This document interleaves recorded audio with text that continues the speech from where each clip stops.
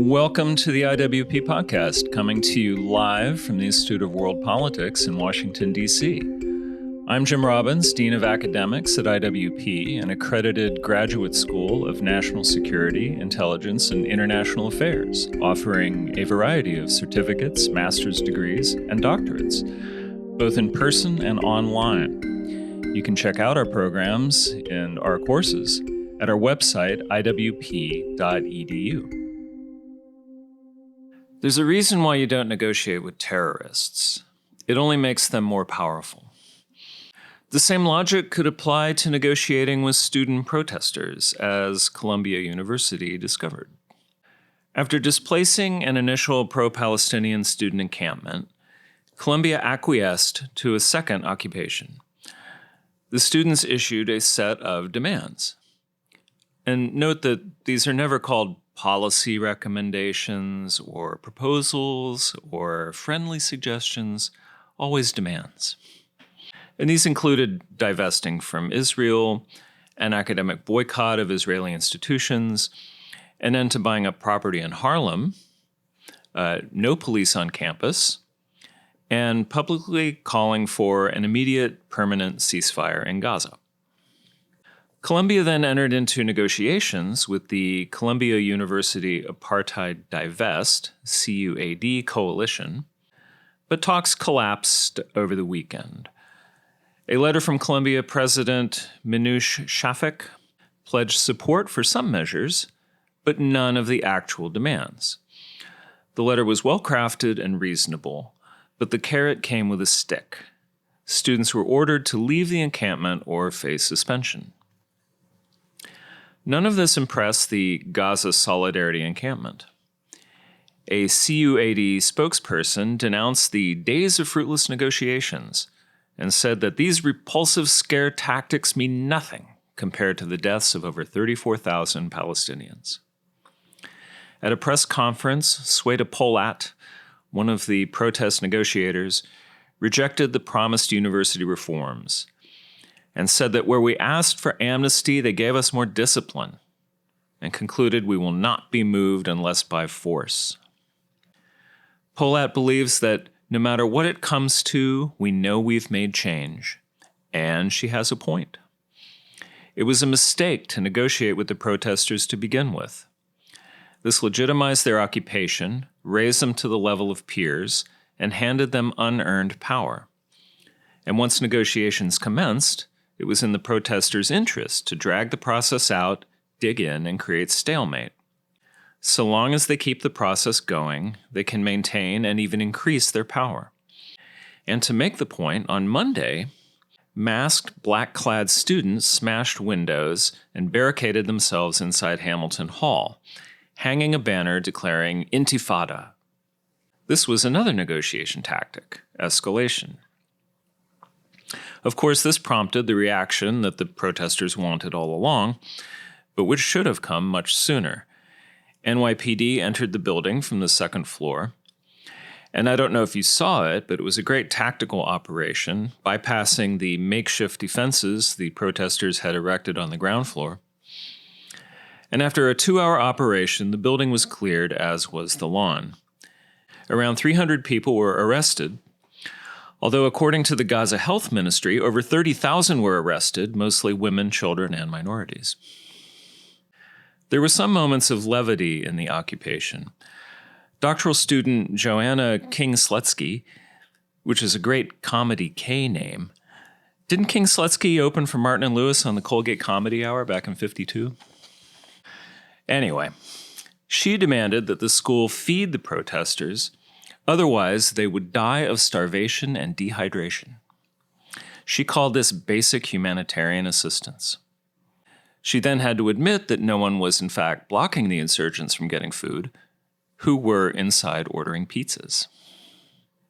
Incidentally, her dissertation topic is on Fantasies of Limitless Energy in Transatlantic Romantic Imagination, 1760 to 1860. She is particularly interested in theories of the imagination and poetry interpreted through a Marxian lens. So you can tell this is someone who is well prepared to make important contributions to American society. Or not. I wonder if King Slutsky is self-aware enough to apply her research on the fantasies of limitless energy that we hear coming from the Green movement. Somehow I doubt that. In any case, Columbia will keep NYPD on campus until after graduation ceremonies, which are certain to be disrupted somehow. Demonstrators have no inherent influence or means of leverage. All their power is created by school administrations that decide to take them seriously. Like Hamas, they hold hostages, be it the lawn, a building, the serenity of the campus, or Jewish students' peace of mind. However, these hostages can be rescued by sending in the police. But until then, protesters are driving the narrative, and the more you give the demonstrators, the more they will try to take. The protesters are a collection of the usual activists, misfits, hangers-on, and a few outside agitators thrown in for good measure. And of course, it's not just students causing trouble, but some faculty and administrators as well.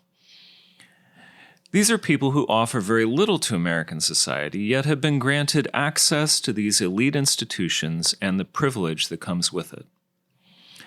There is also the matter of external funding for these coordinated protests, a story that mainstream investigative journalists studiously ignore. Even sending in the police doesn't necessarily end things.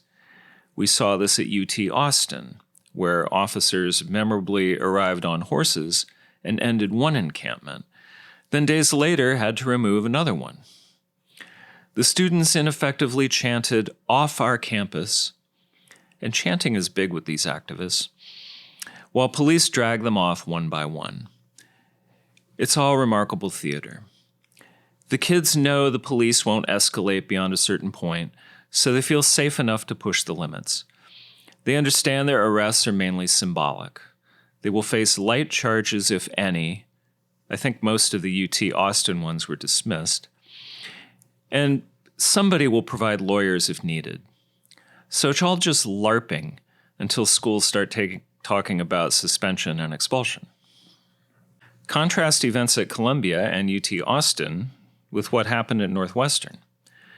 There, the administration successfully negotiated an easing of tensions, essentially by giving in.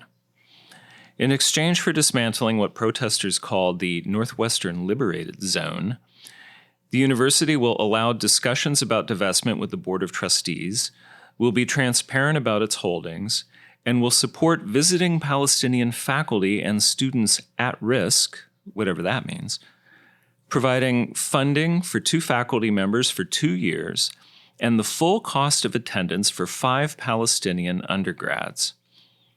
In addition, the university will provide a new temporary space for Muslim students and students of Middle Eastern and North African descent, presumably not Israelis, while renovating a house, which is to say a headquarters, for that purpose within 2 years.